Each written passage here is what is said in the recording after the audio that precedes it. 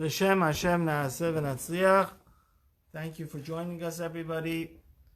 We're back in business doing the Alie Shur. And he says, if you want to know what the true happiness is according to the Torah,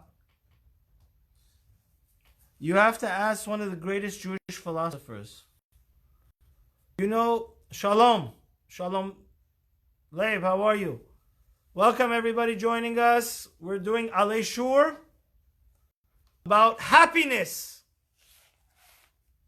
How to serve God. So one of the most fascinating and important Jewish philosophers was Rabbi Yehuda Halevi. Did you know that, Yaron?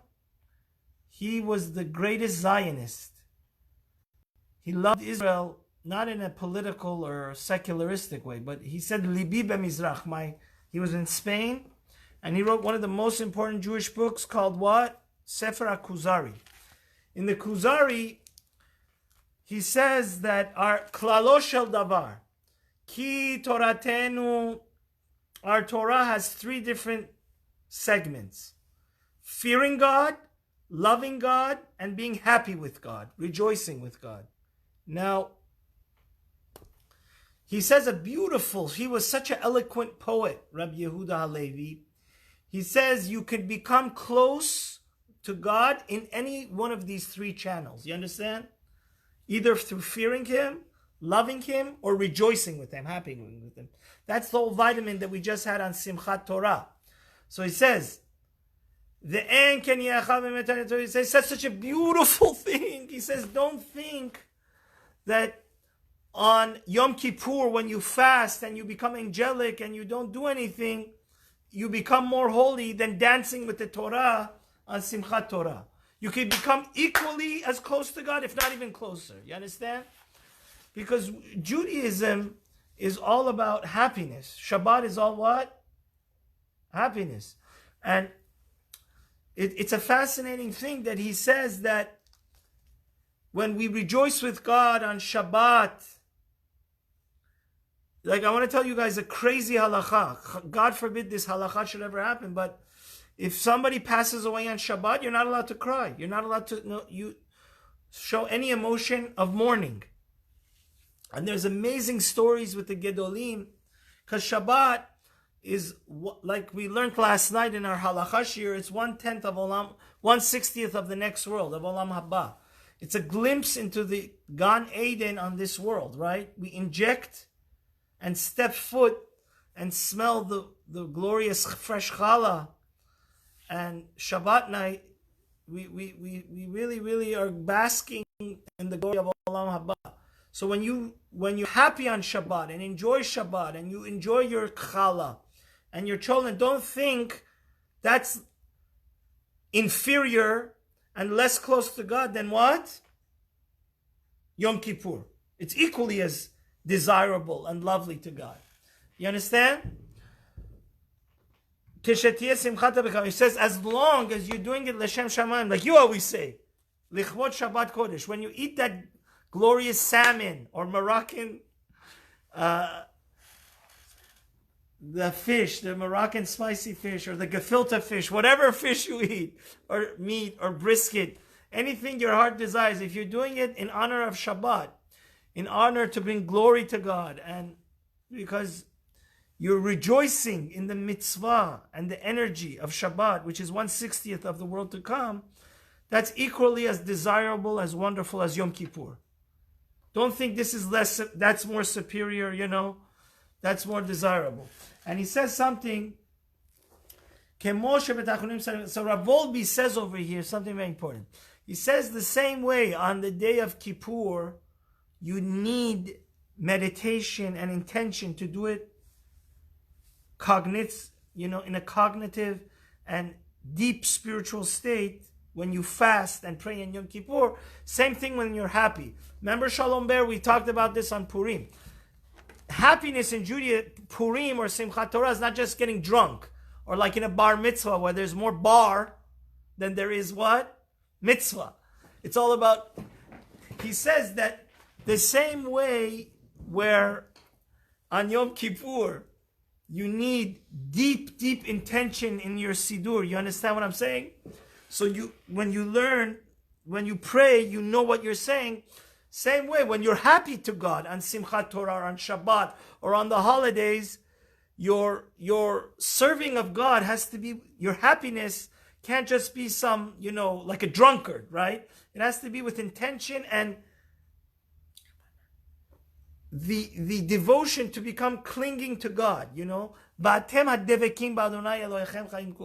Torah, my Rabbi, Harav Eliezer ben David, Zatzal, every time he finished giving his Torah talks, which he gave tens of thousands of, he said he would end it off with those that are connected to God are alive. If you see a lot of people going chas v'chalila trick-or-treating or throwing parties on Thanksgiving or this season, if they're not connected to God, they're like zombies. True life is only what? Those people that have God in their life, that are connected to God. So, by the same token, if you're connecting through God, through happiness, like you're rejoicing Rosh Hashanah, you're rejoicing on Sukkah, you're rejoicing on Pesach, you're rejoicing on Purim. We have so many wonderful holidays. It shouldn't just be like because you're a happy-go-lucky drunkard. You should have what? Bedechilu rechimu, urechimu rechimu. Even in the rejoicing, you're loving God and you're fearing Him and you're doing it l'shem shamayim, right?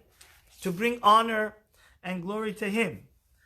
So he says, so he said, and the most important part is you have to feel so lucky and privileged that you have the opportunity to do the mitzvah. Amen. We have so many Jews. We deal with this problem as rabbis on a daily basis. Assimilation. People don't know they're Jewish. They're not sure. Not sure if it is on topic, but how can we be joyful? He said, Shalom Bear, that's not on topic. We could talk about that at another time. But right now we're talking about how do we approach happiness in a mitzvah. One reason that will make you happy is that you have the tremendous... Listen, 99.9% of the world are non-Jewish. They don't have this luxury and opportunity to connect and put tefillin and pray. And, every time we say a bracha and a mitzvah, we say, Asher kiddishanu b'mitzvotav v'tzivanu. So why should you be so joyous and overwhelmed with inner happiness when you have an opportunity to do mitzvah? Because you're so special. You're doing something else that God, that makes you holy, that 99.9% of the world doesn't have the opportunity to do. You understand? So, and today is a short chapter, so we're going to do the entire chapter. It says, "V'takir ma shetativ lach ki'ilu ata ba b'achnasya koreh al shulchano v'tuvo v'todeh lach matzvun v'galui." It's like you're at the festivity of a king. Like, let's say Lahavdil Alfei Avdalot Trump, or the president invites you to a VIP dinner. It's only you. Every time we do a mitzvah, it's such a special, unique bond. Because God didn't give the Torah to the whole world. The Torah is a special bond between us and God. That's why if a goy keeps Shabbat, he gets death penalty. If a goy learns Torah, oral Torah, he gets death penalty. Because it's like the relationship of a husband and wife. The intimacy of a husband and wife, you understand? Torah siva lanu Moshe morasha keilat Yaakov. You know what morasha means? Me'urasa. We're like married to God. The Torah is our single deep. When we learn Torah, we become engulfed in God's holiness and we become angelic. We become super Jews. We become super holy, super special. So he's trying to say that every time we're called to keep Shabbat, it's like we're sitting at the table of the Father, our Father in heaven, and there's so much holiness. That's why we should be happy, because we're lucky. Ashreinu matov chelkeinu. We're so lucky to have the opportunity to serve God. And he says, if by you keeping Shabbat and it makes you so overjoyed that you start dancing. Right? This is a wonderful energy Hasidic Judaism gave. That by Lechadodi they dance and they dance and they dance and they dance. He says that dancing is so special and honorable and precious to God. You understand? And that's literally, like we said before, clinging on to God, becoming part and parcel with God. Because There's an energy and happiness that motivates us and makes us productive like nothing else in the world. So if your mitzvot are infused with happiness and it leads you on Shabbat to dance and become overjoyed, that's a wonderful thing. This is all the Kuzari saying. So he says, if you want to truly understand these words, I apologize. Till now, we were quoting from Rabbi Yehuda Halevi, like he lived 1,000 years ago. He was talking about how important happiness is in Judaism. He says, we have to kiss the head, Sefatayim Yishak, that great Jewish philosopher and poet and outstanding, the Gra said that one of the most important, if you want to know what the Torah is about, you have to learn the Kuzari book. Parenthetically, what was the book Kuzari? There was a very righteous king that was an idol worshiper. He had very good intention in his heart, but he would see a dream every night. The angel would tell him, your motives are good, but your actions are not good. So then there's this whole philosophical book that he goes and calls the Muslims and the Christians to see which true Jew religion is the true religion. Then the rabbi, the Chacham, is able to prove that the Torah is the basis of all true religion, and it's the only true religion to get to God. So he says we have to literally kiss the head of Rabbi Yehuda Halevi for saying such eloquent words, such lofty lesson of how important happiness is in our service of God. Hayira b'pnei pachad hagaon Elokeinu ahavat tzelem Elokim el aviv shebashamayim simchat hamitzvah v'tzvah v'kozeu kol haTorah kula. How can we encapsulate the entire Torah? Very simply, we must fear God, know that we have to answer for all our actions. Ahavat tzelem Elokim el aviv shebashamayim. We have to know that we are in the image of God, and therefore we have to love God because we have the opportunity to be more close to God than even the angels, right? More comparable and emulate God more than the angels. And when we dance with our God and we rejoice in the mitzvot, this is the summation. We could summarize the entire Torah with this. And how can we practically, physically see the love between us and God manifestate itself through the happiness when we do a mitzvah? When it brings a smile, when it brings energy, when it brings laughter and dancing, and right? And the best time we see this is on Purim and Simchat Torah. And don't think those are less important than Kippur. If anything, in today's day and age where people don't even, this is all the debate. Some people get turned on, they get their hibby-jibby scared out, and they're scared that they're going to go to hell. That's why they do teshubah. That's why they repent. But unfortunately, the American society and outlook is more one based on positive feedback and love and happiness. So Rav Shach Zatzal already called many years ago all the mashkichim, all the deans of all the yeshivas in Israel, and said, this generation is different than the generation before the Holocaust. People, the way they determine what they're going to commit their life to is through happiness, how happy it makes them. Before, it was in the society, in the yeshiva, people wouldn't care how happy am I. It was a different thing that would turn on the fire. But nowadays, the whole world is based on the pursuit of happiness. So if he told the deans of the yeshivas, the mashkichim, that if you don't bring out that aspect of Torah, we're going to lose people. We really have to emphasize how the Torah fulfills you and makes you happy. And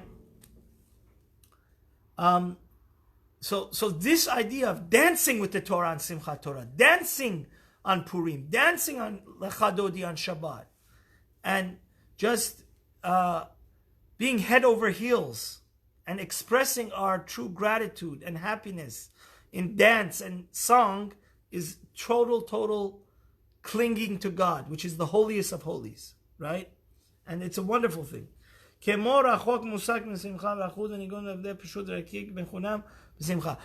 the outside world, what they call happiness, is empty, instant gratification. That's not happiness. Happiness, like we said, Shalom Ber, on our lecture on Purim, to rejoice in a mitzvah is a very high and lofty place. To truly become one with God through simcha of mitzvah. So therefore, the Alie Shur continues. He says, "Kama aleinu lizar l'adam v'konut." He says, on Simchat Torah, we have to be so careful that the Satan doesn't make us a drunk, meshugana, acting like a bum in our Simchat Torah. Because that's, should know, the difference between heaven and hell is a string.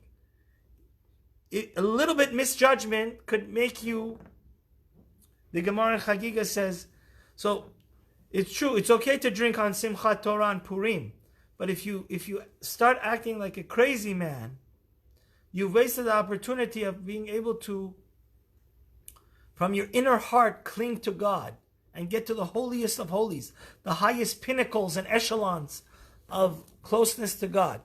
So, like Shavuot, by the way, Yaron, on the 3 holidays, it says, V'samachta b'chagecha v'ahita ach sameach.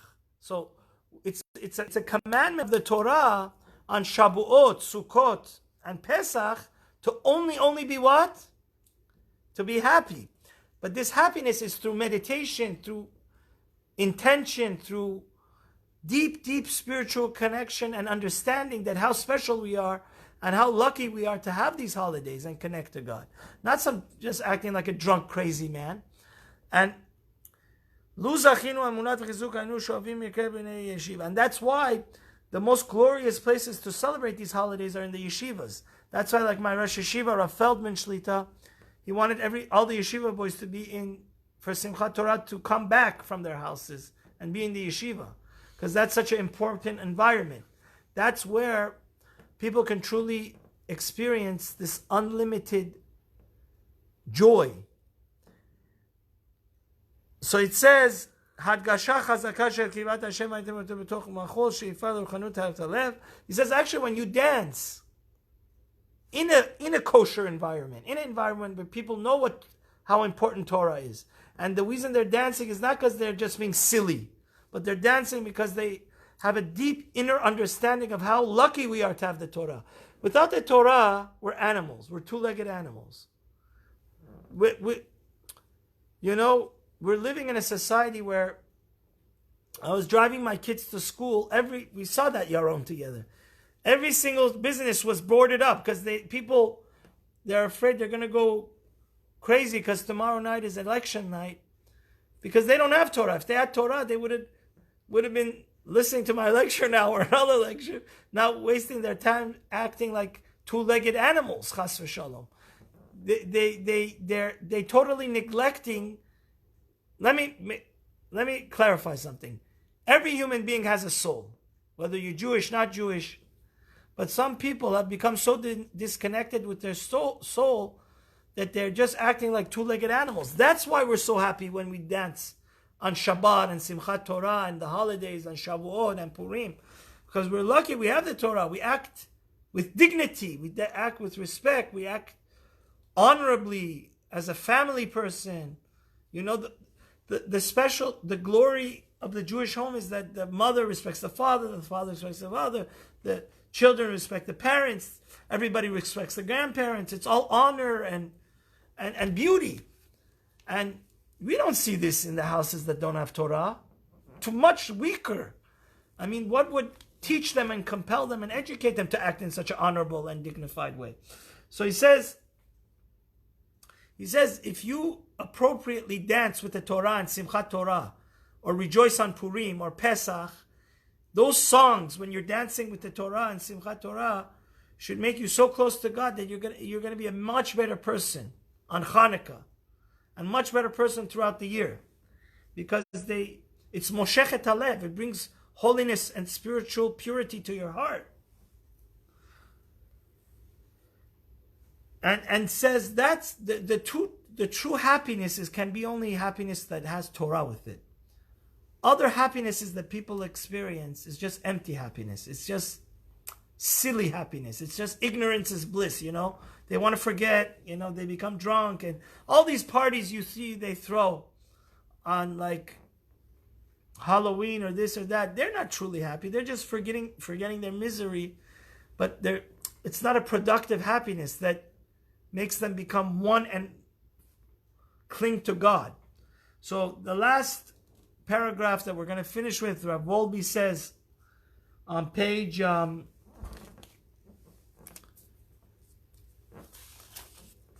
Zayin in the Alie Shur, he says, he said, it's so unfortunate, teenagers, that they look at Simchat Torah or Purim as a time of just like throwing away, acting like with no limits, no boundaries, acting like wild. No, you've missed the boat if that's what Simchat Torah and Purim is to you. You know, because in yeshiva system, they're not exposed to alcohol usually, but this time every shul has alcohol. So some people take advantage and just want to become drunkards. That's the biggest shame in the world. And shame on the leaders and gabbis and rabbis of those shuls that let young people just, use it as a time that potentially these people, some people, there was a whole article about this in the Jewish literature, Jewish newspaper, that people have become alcoholic, they confess through Simchat Torah. So it's something, the alcohol is something that can jumpstart your happiness. But if you take it overboard, like I said, the difference between heaven and hell is one string, is one hair length. So it said, it's a shame that people are looking for these opportunities in the synagogues on Simchat Torah and Purim just to become drunkards and silly people and act like crazies. No, they've missed the boat. They're bastardizing a day that's holy and changing it with empty silliness and empty, worthlessness. It says the same way we have 40 days to prepare for Yom Kippur with Selichot, the same way 40 days before we're also preparing for Simchat Torah. You can't just think that being happy with a mitzvah is just thoughtlessness and drunkenness and silliness. No, you've missed the boat. So it's the same way before you daven, right? Why do we, Sephardim, we have a wonderful what? Minhag, we say Patach Eliyahu Hanavi. You have that also? We say Patach Eliyahu Hanavi. It's a piece of the Zohar. And then we say Lamnatseach and Korbanot and Ketoret and all these things. These things are supposed to, in the morning prayer, we even say like 20 pages, 30 pages of all the Halalukas and Ashrei before we say Hashem Sefatai. Because we want to put ourselves in a meditative state when we say Shema and the Amidah, that we're focused, we're laser focused. Same thing with when you want to serve God through happiness. You need to prepare yourself and know what you're doing. Not just act like a silly fool, drunkard. No, that's not what Simchat Torah or Purim or the holidays are about. And it's unfortunate. Some people's Shabbat table, they act like alcoholics. And there's no Divrei Torah, no Shira, no singing, And those people have made something holy. They've really lost and missed the boat. So may Hashem help us to be happy and know why we're happy, and be happy through intention and inner thoughtfulness and devotion. Amen.